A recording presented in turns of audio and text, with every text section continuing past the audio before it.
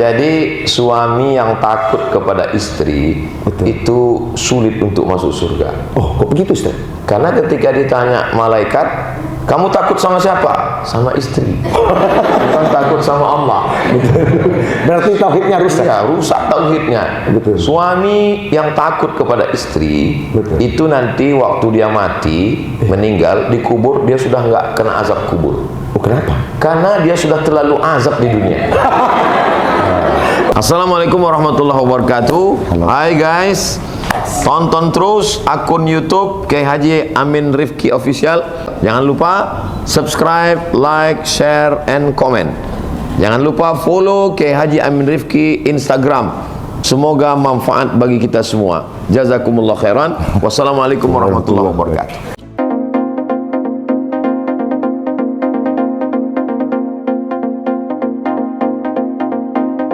Ini sudah menyerempet ke istri. Ada santri tanya, Pak Kiai, apa? Bagaimana dosakah seorang suami yang menikah tanpa restu istri? Itu dijawab sama Kiai Samli, nggak ada syarat untuk minta restu istri katanya. Ya. Bagaimana menurut istri? Kita ini ada namanya fikih, tapi juga ada namanya KHI, Kompilasi Hukum Islam Indonesia. Betul. Jadi kalau menurut kompilasi hukum Islam Indonesia, saking banyaknya pengaduan masyarakat yang suaminya menghilang nggak pulang-pulang, namanya Bang Toib. Rupanya sudah mampir ke tempat lain. Anak sia-sia belanja nggak dikasih, ngadu ke hakim, akhirnya keluarlah kompilasi hukum Islam. Seorang suami tidak boleh menikah lagi tanpa izin istri pertama. Itu bukan hukum fikih. Oh, bukan. Itu hukum negara. Adapun secara fikih, misal ya, jangan dipotong videonya. Saya berangkat hari Jumat dari Riau. Masya Allah. Jumat, Sabtu, Ahad. Tiba-tiba di Pulau Madura diakadkan sama Pak Kiai. Aku nikahkan engkau dengan mahar sebentuk cincin emas tunai. Nikahnya sah. Betul. Lengkap rukun syarat. Ada mempelai laki-laki perempuan, ada wali, la nikaha illa biwaliyin wa syahidai adlin, dua saksi yang adil, ada ijab dan qabul, maka nikahnya sah. Tapi secara negara tidak bisa tercatat karena Pak Kua tidak bisa mencatatkan di kantor urusan agama kecuali ada surat izin dari istri. Masya Allah. Ini angin segar bagi santriwati. Ya, kalau apa namanya, kebanyakan perempuan kan nggak rela, Ustaz. Nah, yang menyinggung perasaan ini, menyakiti perasaan saya, katanya si istri. Saya sih kalau cuma uang diambil nggak apa-apa, mobil diambil. Tapi kalau saya dimadu, saya nggak rela 7 turunan. Yang menyakiti, apa kira-kira dosa? Inilah ujian dari para kiai, para ustaz. Apakah dia berhasil melembutkan hati perempuan ini untuk memberikan izin kepada suaminya? Mungkin dibacakan ya Latif, ya Latif. Ya Latif, ya Latif, ya Latif, ya Latif. Nama istrinya Latifah. Masya Allah. Masya Allah. Jadi suami yang takut kepada istri itu sulit untuk masuk surga. Oh, kok begitu, Ustaz? Karena ketika ditanya malaikat, kamu takut sama siapa? Sama istri. Bukan takut sama Allah. Berarti tauhidnya rusak. Ya, rusak tauhidnya. Suami yang takut kepada istri, itu nanti waktu dia mati, meninggal, dikubur, dia sudah nggak kena azab kubur. Oh, kenapa? Karena dia sudah terlalu azab di dunia. Masya Allah, ini luar biasa. Ini coba inspirasi sekali. Begini, Ustaz, ya. Ini masalah istri sudah selesai ini. Kira-kira kita berdua ini termasuk yang kena azab atau enggak ya? Kayaknya iya. Tolong nanti diedit dulu videonya. diedit betul. Mudah-mudahan, Ustaz. Amin. Artinya sa'idun fid dunya wa sa'idun fil akhirah. Adik-adik yang belum menikah jangan ketawa dulu karena posisi belum aman. Betul. Kok bilang posisi belum aman bagaimana Ustaz? Iya, belum jelas kan istrinya. Betul. Apakah termasuk yang menyelamatkan dari azab kubur? Berarti kita harus cari istri yang cerewet ya Ustaz, biar masuk. Tidak juga. Kalau menikah lah, jangan sampai tidak menikah. Betul. Kalau dapat istri solihah, engkau akan bahagia. Betul. Kalau dapat yang cerewet, berarti kamu jadi filsuf. Seperti Sokrates. Itu istrinya cerewet. Masya Allah. Bisa baca, dia jadi filsuf. Akhirnya dia memikir aja jadi filsuf. Dua kemungkinan, kalau nggak berpikir mati.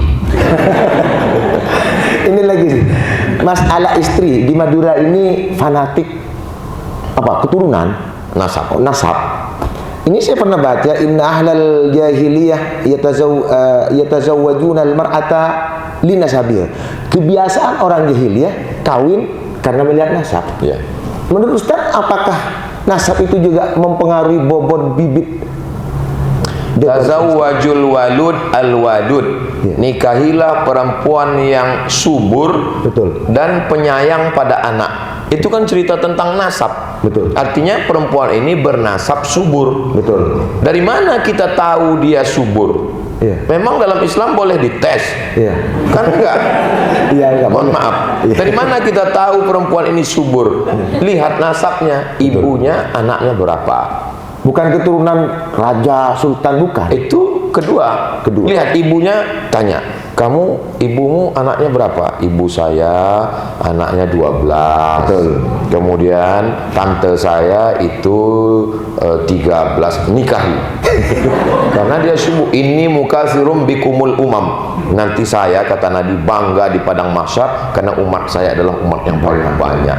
Nah, jadi adik-adik nanti sebelum menikah itu ditanyakan berapa keluarganya. Nasab, ini cerita nasab, artinya sebelum menikah itu bukan berarti menikah itu seperti perempuannya kucing dalam karung. Betul. Apalagi karungnya goni 17 Agustus yang nggak koyak, nggak tahu isinya. Betul. Yang tidak boleh itu adalah melakukan hubungan, kedekatan, hubungan hati. Sementara la yakhluwanna rajulun ma'amra'atin illa ma'azi mahramin. Betul.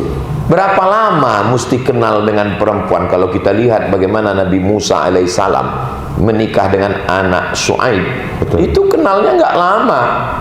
Dari mulai ngambil air di sumur sampai pulang ke rumah. Oh, hanya sebentar saja. hitungan jam. Hitungan jam langsung menikah. Apa sifatnya?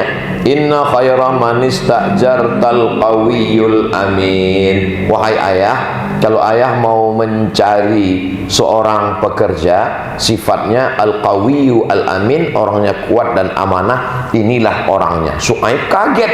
Kamu udah lama kenal dengan dia. Baru tadi ngambil air, kok kamu tahu dia qawiyu, kuat? Karena tadi kami ngantri. Pintu sumur tertutup batu, 30 orang dorong nggak bisa, dia sendiri dorong bisa, berarti dia qawiyu, dia kuat.